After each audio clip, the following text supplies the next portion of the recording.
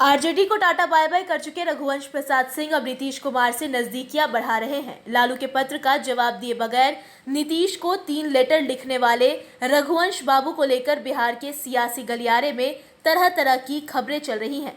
चर्चा है कि रघुवंश बाबू के बेटे सत्यप्रकाश सिंह को गवर्नर कोटे से एमएलसी बनाया जा सकता है, लेकिन फर्स्ट बिहार झारखंड ने रघुवंश बाबू के करीबी सूत्रों से जो बातचीत की है उसके मुताबिक रघुवंश प्रसाद सिंह फिलहाल ऐसे किसी रास्ते पर चलने को तैयार नहीं दिख रहे हैं। रघुवंश प्रसाद सिंह भले ही मौजूदा वक्त में आरजेडी से दूर जाकर नीतीश कुमार के करीब नजर आ रहे हों, लेकिन उन्हें पता है कि अगर उनके बेटे को विधान परिषद भेजा गया तो यह फैसला उनके लिए आत्मघाती साबित होगा।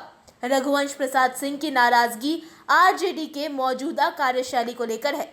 लालू प्रसाद यादव के साथ राजनीति करने वाले रघुवंश सिंह तेजस्वी यादव के नेतृत्व में कंफर्टेबल महसूस नहीं कर रहे थे। इसके अलावे आरजेडी में चर्चा है कि प्रदेश अध्यक्ष जगदानंद सिंह के वर्किंग स्टाइल से भी रघुवंश खफा थे।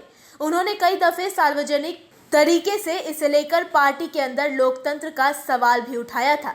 ऐसे में अगर तेजस्वी यादव का विरोध करने वाले रघुवंश प्रसाद सिंह अपने बेटे की पॉलिटिकल लॉन्चिंग कराते हैं तो यह जहर पीने के समान होगा। रघुवंश अपने कई दशकों की राजनीति को खत्म करने के लिए ऐसा कोई आत्मघाती कदम उठाने को तैयार नहीं दिख रहे हैं। रघुवंश प्रसाद सिंह ने पिछले दिनों जब पार्टी के राष्ट्रीय उपाध्यक्ष पद से इस्तीफा दिया था तो आरजेडी के अंदर भी उनके इस फैसले को लेकर पार्टी के नेताओं ने चुप्पी साध ली थी। आरजेडी में नेताओं का एक बड़ा तबका रघुवंश बाबू के साथ खड़ा माना जा रहा है। यही वजह है कि रघुवंश बाबू को लेकर कोई भी पार्टी का नेता मुखर तरीके से बयानबाजी नहीं कर रहा। रघुवंश बाबू भी इस बात को भली भांति समझते हैं कि अगर उन्होंने आदर्श की राजनीति छोड़कर व्यक्तिगत या पारिवारिक हित वाली राजनीति का रुख किया तो उन्हें समर्थन मिलना बंद हो जाएगा। ऐसे में अपने परिवार से किसी सदस्य या अपने बेटे को राजनीति में लाने और उसे विधान पार्षद बनाने की गलती नहीं करेंगे। वो इस बात को भली भांति समझ रहे हैं कि उनका यह कदम एक झटके में दशकों पुरानी उनकी राजनीति को खत्म कर देगा। आरजेडी छोड़ने के बावजूद रघुवंश प्रसाद सिंह सदी हुई राजनीतिक चाल के साथ कदम आगे बढ़ा रहे हैं। उन्होंने भले ही आरजेडी को छोड़ा हो, लेकिन फिलहाल वो किसी राजनीतिक दल को ज्वाइन नहीं करने जा रहे। नीतीश कुमार को पत्र लिखा जाना रघुवंश बाबू की राजनीति का एक बड़ा हिस्सा है, लेकिन लालू प्रसाद यादव ने जिस तरह रघुवंश बाबू को पत्र लिखा है उसके बीच उनकी चुप्पी भी मायने रखती है।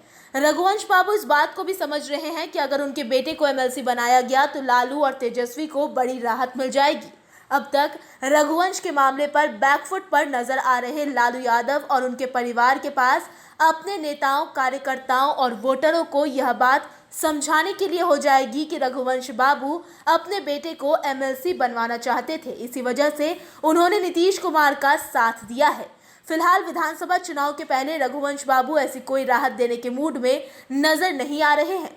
लिहाजा उनके बेटे सत्यप्रकाश सिंह को एमएलसी बनाए जाने की खबरें राजनीतिक शिगुफेबाजी से ज्यादा कुछ भी नजर नहीं आ रही है।